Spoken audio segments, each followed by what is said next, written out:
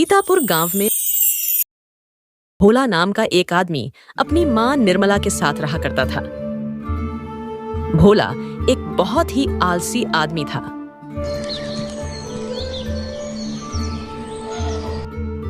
घोड़े बेचकर सो रहा है। अब तू नाटक करना बंद कर दे। उठ जा, तुझे सुनाई दे रहा है कि नहीं? अरे माँ, मुझे बढ़िया चाय बनाकर पिला दो तो मेरी नींद खुल जाएगी। अरे गधे, उठ जा। आया है बड़ा चाय पीने। पिछले 10 दिनों से घर में 1 रुपया नहीं लाया और बोल रहा है चाय पिला दूं।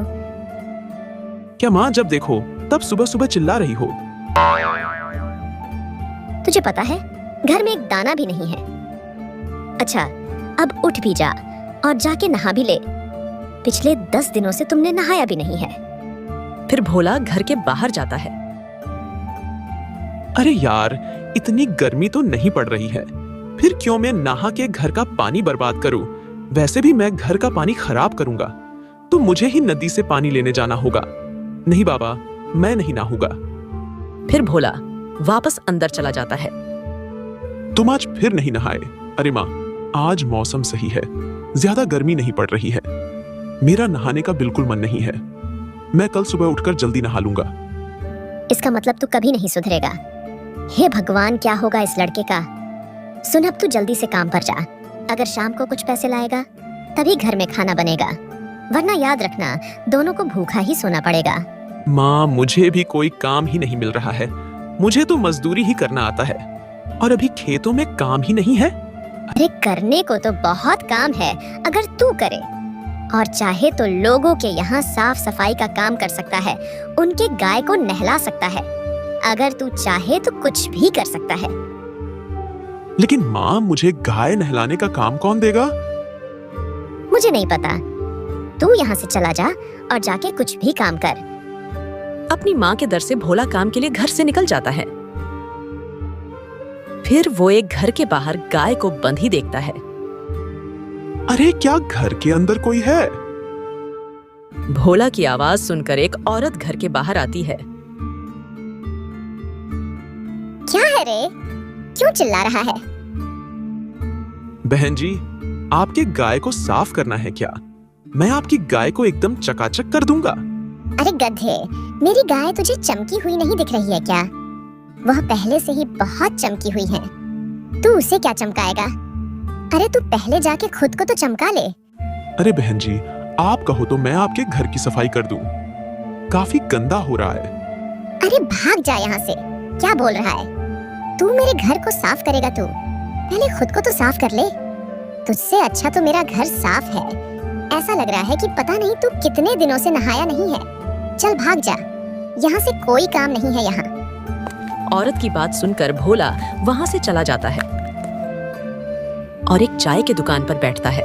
तभी वहां एक आदमी आता है।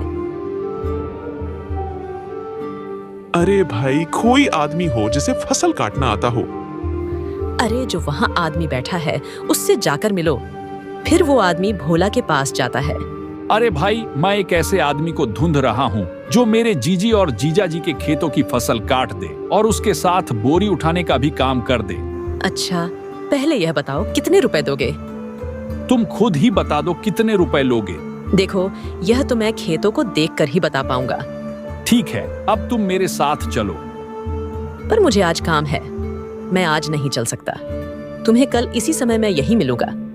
फिर गोपाल अपने मन में सोचता है, अगर ये आज मेरे साथ नहीं गया तो जीजा जी का काम नहीं हुआ। तो जीजा जी आज मुझे लात मारकर घर से बाहर निकाल देंगे या फिर वो काम मुझे ही करना होगा। नहीं नहीं, मैं ऐसा नहीं होने दूंगा। कैसे भी करके इसको मैं लेकर ही जाऊंगा। तुम तुम्हारा काम कल कर लेना, लेकिन आज मेरे साथ चलो। मेरा काम आज करना जरूरी है। फिर गोपाल भोला को अपने जीजा जी के यहाँ ले जाता है। तभी रास्ते में भोला बोलता है, अरे भाई रुको यार। क्या हो गया? अब क्या समस्या है? आज मेरी कमर में दर्द है, इसलिए मैं आज बोरियां नहीं उठा सकता। अरे भाई, तू ऐसा मत बोल। एक बार मेरे साथ चलकर तू खेतों को देख तो लो। पिछले 8 दिनों से मेरे जीजा जी मेरा जीना हराम कर रखा है। अगर तू मेरे साथ आज नहीं गया तो शायद वो मुझे आज घर से निकाल दे। अरे भाई, मैं तो खेती के बारे में कुछ नहीं जानता और न तो मुझे फसल काटना आता है। देख, तू मेरे सामने अब ये सब नाटक मत कर यार। तू बस फसल काट देना। अगर तुझे 1000 रुपए के अलावा 100-200 और चाहिए तो मैं तुझे और दे दूंगा, लेकिन भाई तू मेरे साथ चल और मेरा काम कर दे। जीजा जी आओ देखो, मैं फसल काटने वाले को ले आया। फिर सारे लोग खेत को देखने भोला को ले जाते हैं। मेरे सारे खेतों का काम हो गया है, बस एक यही छोटा सा खेत बचा है। अरे मालिक, मुझे ये खेत तो बहुत बड़ा नजर आ रहा है।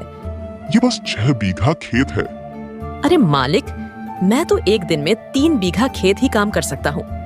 देख भोला, अगर तुझे 100-200 और ज्यादा चाहिए तो तू ले लेना, पर फसल आज ही काट देना, वरना मेरी पूरी फसल खराब हो जाएगी। 2 दिन पहले अखबार में आया था कि बारिश होने वाली है, इसलिए मैं ये फसल कुछ भी करके आज ही कटवाना चाहता हूँ। देखो मालिक, अगर आपको यह पूरी फसल कटवानी है तो मैं पूरी 2000 लूंगा। क्या बोल रहे हो? 2000 रुपए? तेरा दिमाग तो सही है ना? अरे गोपाल, तू किसे उठा लाया है? तो ठीक है मालिक, मैं 1000 के लिए इतने धूप में काम नहीं करने वाला हूँ।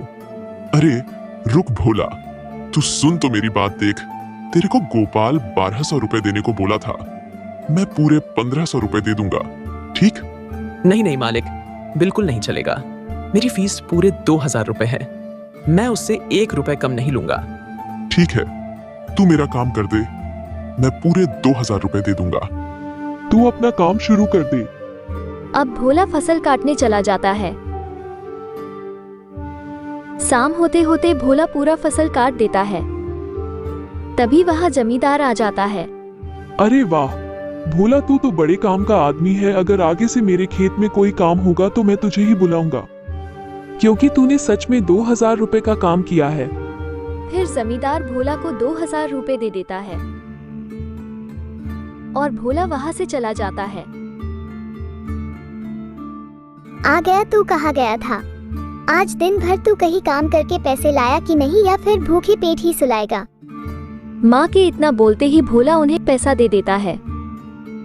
अरे 2000 रुपए तू कहाँ से चोरी करके ले आया है? माँ, आपको क्या पता कि आज मैंने कितनी मेहनत की है। दिन भर जमींदार के खेतों में काम किया है। क्या तू सच में खेतों में काम करके आया है या झूठ बोल रहा है? सुबह तूने ही तो कहा था कि अभी खेतों में कोई काम नहीं है, फिर जमींदार के खेत में ऐसा क्या काम आ गया? तू मुझसे झूठ बोल रहा है ना? सच बता, तू पैसे कहाँ से ले आया है? हाँ माँ, उनके बाकी सब खेतों में काम हो गया था, बस एक ही खेत बचा था। वो बोल रहे थे कि कल बारिश होने वाली है, इसलिए उन्हें आज के आज ही फसल कटानी है, इसलिए आज मैंने उनसे बहुत कीमत मांगी। अच्छा, तो आज मेरा बेटा बहुत मेहनत से कमाई करके लाया है। आज तूने जीवन में पहली बार कोई चालाकी की है। तूने सही समय का सही उपयोग किया है।